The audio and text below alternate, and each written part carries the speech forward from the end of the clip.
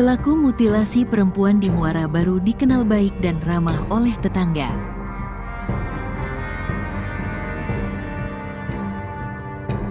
Bukan tukang jagal, profesi Fauzan Fahmi alias Omeh, 43, pelaku pembunuhan Sinta Handiana, 40. Menurut polisi, Fauzan menghabisi nyawa Sinta dengan memenggal kepalanya yang dilakukan di kawasan Muara Baru, Penjaringan, Jakarta Utara.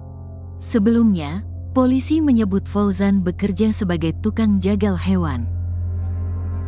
Namun tetangga Fauzan di Muara Baru mengungkapkan pekerjaan sebenarnya pelaku mutilasi janda anak 4. Menurut tetangga dekat Fauzan, pelaku memiliki pekerjaan sebagai perantara penjualan ikan laut. Warga lantas menyebut Fauzan sebagai broker ikan.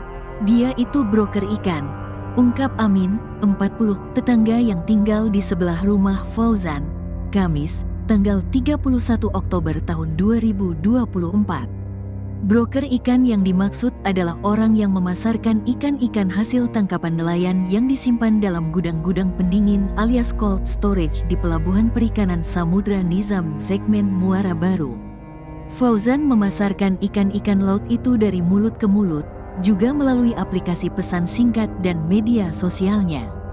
Jadi dia update di status WA-nya tiap hari, ada ikan ini, ada ikan itu, terus nanti ada yang mesen dia yang ngirim. Kan yang ngepak orang gudang, dia mah nggak motong nggak apa, tinggal kirim, jelas Amin. Punya istri dan 2 anak. Amin mengungkapkan Fauzan telah memiliki seorang istri dan 2 anak. Di rumahnya di Muara Baru, ia sudah tinggal puluhan tahun. Kalau sekarang ini dia tinggal sama istri dan 1 anaknya yang masih SMK. Anaknya 1 lagi di pesantren, kata Amin lagi. Amin menjelaskan Fauzan sudah tinggal di rumah itu sejak dirinya masih kecil.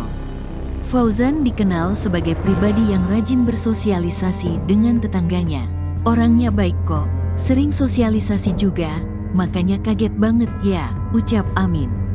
Berdasarkan pengamatan tribunjakarta.com, rumah tempat tinggal Fauzan berada di dalam sebuah gang sempit di RT 18 RW 17 Kelurahan Penjaringan, Kecamatan Penjaringan, Jakarta Utara.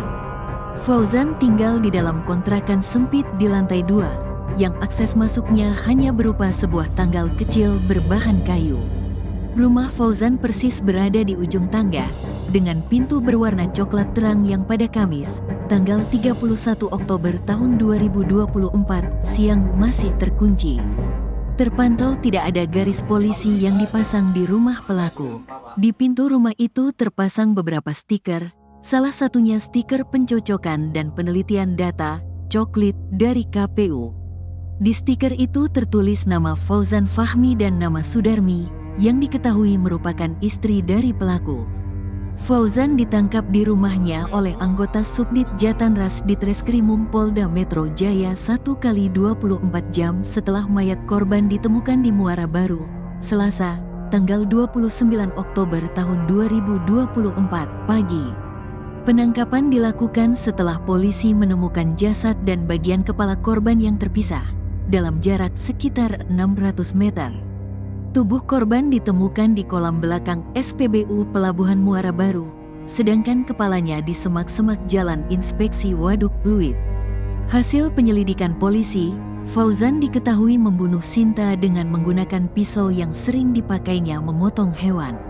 Sementara itu, terkait sosok korban Sinta Handiana, yang bersangkutan diketahui sebagai seorang janda anak 4. Sinta adalah seorang wanita asal Tangerang, Banten yang memang sebelumnya pernah tinggal bertahun-tahun di Muara Baru. Sebelum ditemukan tewas pada tanggal 29 Oktober, Sinta pamit ke keluarganya pada tanggal 27 Oktober untuk bekerja dan bertemu temannya di Jakarta. Keluarga yang tak menerima kabar selama 2 hari merasakan kepedihan yang begitu mendalam ketika tahu Sinta sudah tak bernyawa dalam kondisi mengenaskan. Rekaman CCTV. Proses saat Fauzan membawa mayat Sinta yang terbungkus karung dari rumahnya pun terekam CCTV. Dari rekaman CCTV yang diterima tribunjakarta.com, Fauzan terekam saat meninggalkan rumahnya di Muara Baru pada Senin, tanggal 28 Oktober tahun 2024, malam, sekitar pukul 19.56 waktu Indonesia Barat. Rekaman kamera pengintai itu memperlihatkan Fauzan yang mengenakan kaos abu-abu membawa mayat Sinta menggunakan gerobak. Mayat Sinta sudah dibungkus pelaku dalam bungkusan kardus dan karung yang berukuran cukup besar. Bungkusan itu kemudian diletakkan di atas gerobak. Untuk selanjutnya Fauzan mendorong gerobak itu keluar dari gang rumahnya. Dalam rekaman CCTV juga terlihat Fauzan mendorong gerobak itu dibantu seseorang yang mengenakan jaket merah. Tapi, sosok yang membantu Fauzan itu belum diketahui identitasnya. Fauzan kemudian mendorong gerobak itu sampai ke parkiran pasar tak jauh dari kediamannya di Muara Baru.